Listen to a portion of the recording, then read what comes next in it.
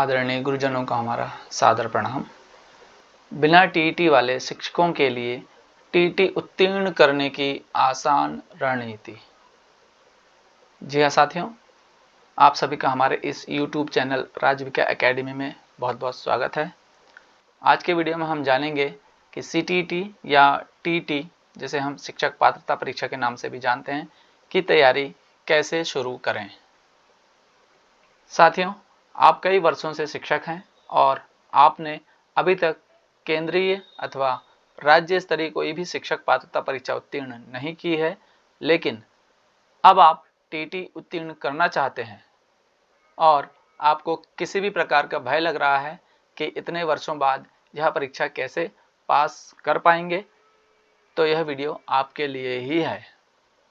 आदरणीय शिक्षक साथियों, टीईटी कोई कठिन परीक्षा नहीं है और ना ही यह ज्ञान की परीक्षा है, जबकि टीईटी तो एक अभिवृत्ति या टीचिंग एप्टीट्यूड की जांच मात्र है।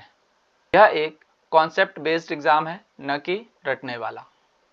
जो शिक्षक कई सालों से अध्यापन कार्य कर रहे हैं, उनके पास पढ़ाने और पाठ्यक्रम के ज्ञान का अनुभव भी है, जिसका लाभ उन्हें अवश्य मिलेगा। इसका तात्पर्य यह है कि आप पहले से ही एक शिक्षक हैं।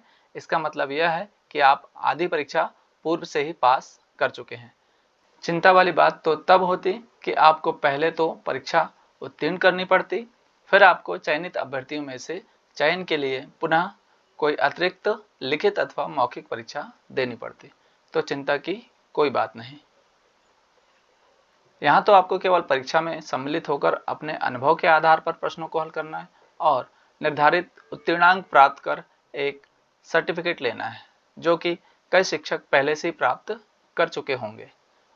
और रही बात पाठ्यक्रम के ज्ञान की, वह तो आप कई सालों से अध्यापन करते हुए आ ही रहे हैं, तो इसमें ज्ञान की कमी वाली कोई बात नहीं होनी चाहिए। साथियों, अब शिक्षक पात्रता परीक्षा का सिलेबस या पाठ्यक्रम जान लेते हैं। टीईटी मुख्यतः इन विषयों पर आधारित होती है।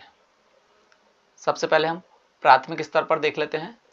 तो प्राथमिक स्तर पर बाल विकास एवं शिक्षा मनोविज्ञान, जिसे हम चाइल्ड डेवलपमेंट एंड पेडागोजी भी कहते हैं, शॉर्ट में इसे सीडीपी कहा जाता है। इसमें सीखने के सिद्धांत, बाल मनोविज्ञान और शिक्षण की विधियां, जिसे हम टीचिंग मेथड्स भी कहते हैं, यह सम्मिलित किए जाते हैं। अगले भाग में भाषाएं होती हैं। तो पहली भाषा होती है हिंदी या कोई स्थानीय राज्य स्तरीय भाषा। अब जैसे हम मध्य प्रदेश के परिप्रेक्ष्य में बात करेंगे तो यहाँ पर हिंदी ही प्रथम भाषा होती है।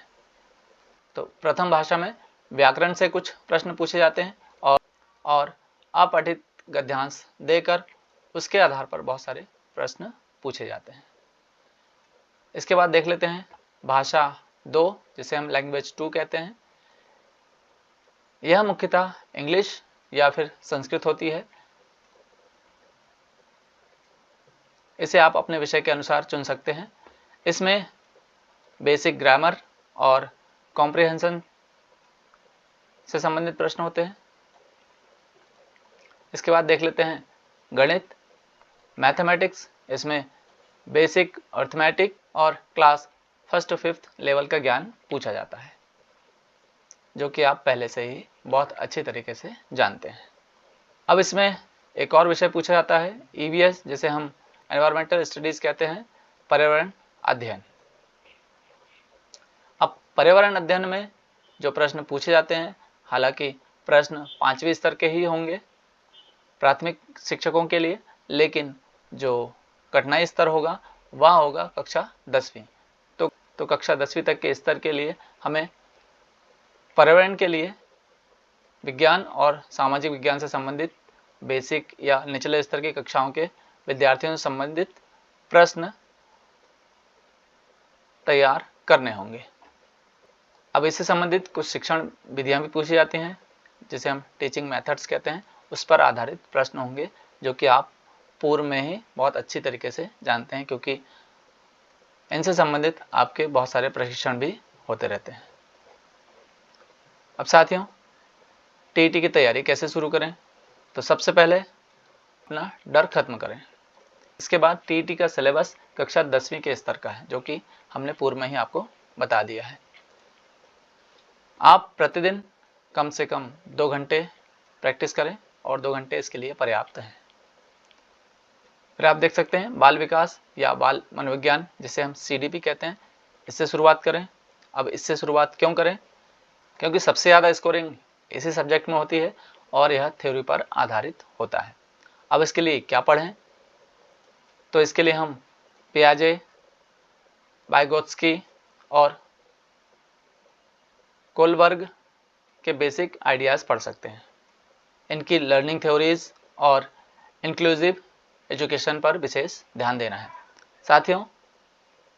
साथियों हमने लर्निंग थ्योरीज और इंक्लूसिव एजुकेशन से संबंधित वीडियोस अपने चैनल पर अपलोड किए हैं। यदि आप हमारे चैनल पर नए हैं तो हमारे चैनल को सब्सक्राइब कर लें और हमारे चैनल पर जाकर इनसे संबंधित वीडियोस आप देख सकते हैं, जो कि आपकी परीक्षा की तैयारी में बहुत सहयोगी सिद्ध हो सकते हैं। साथियों, NCERT पुस्तकों से पढ़ाई करें। सबसे बड़ी बात है कि आपके सिलेबस में अभी जो आप बच्चों को पढ़ा रहे हैं वह NCERT का सिलेबस है। और सबसे महत्वपूर्ण बात, आपको कक्षा 1 से 5 NCERT की पुस्तक पढ़नी है। उसके बाद मैथ्स और EVS, इसमें आपको बहुत ही आसान तरीके से आएगा, जो कि आप पूर्व में ही बच्चों को बहुत अच्छे से पढ़ा रहे हैं। इसके साथ साथ साथियों, यह पोर्शन आप बिल्कुल भी ना छोड़ें। इसमें करंट अफेयर्स, शिक्षा जगत से जुड़ी वर्तमान खबरें, विश्व एवं राष्ट्रीय राजनीति, भारतीय संविधान, पूर्व व वर्तमान शिक्षा नीतियाँ, ये तो बहुत महत्वपूर्ण है। शिक्षा से जुड़े प्रमुख संविधान संशोधन एवं कौन कौन से प्रावधान हैं, वे सब आप बहुत अच्छी तरीके से देख लें। इसके बाद राज्य स्तरीय शिक्षा परिदृश्य एवं समसामयिक से संबंधित प्रश्न भी पूछे जा सकते हैं। आप इन्हें बिल्कुल भी इग्नोर न करें। तो साथियों, इसके लिए हमारे YouTube चैनल पर परीक्षा की विशेष तैयारी करवाई जा रही है, अतः हमारे चैनल राजीविका एकेडमी को सब्सक्राइब जरूर कर लें। साथियों, ध्यान दें, प्रतिदिन प्रैक्टिस करें, 20 से 30 बहुविकल्पीय प्रश्नों को हल करें, पिछले वर्षों के प्रश्नों का पैटर्न देखें व उसी प्रकार के प्रश्नों को हल करने का प्रयास जरूर करें। अभ्यास करते रहें, मॉक टेस्ट अवश्य दें। बहुत ही जल्द हम अपने चैनल पर मॉक टेस्ट भी लेकर आने वाले हैं, तो सप्ताह में 1 या 2 मॉक टेस्ट जरूर दें। इससे समय प्रबंधन भी आप सीख पाएंगे। अब कुछ विशेष बातों का ध्यान रखें।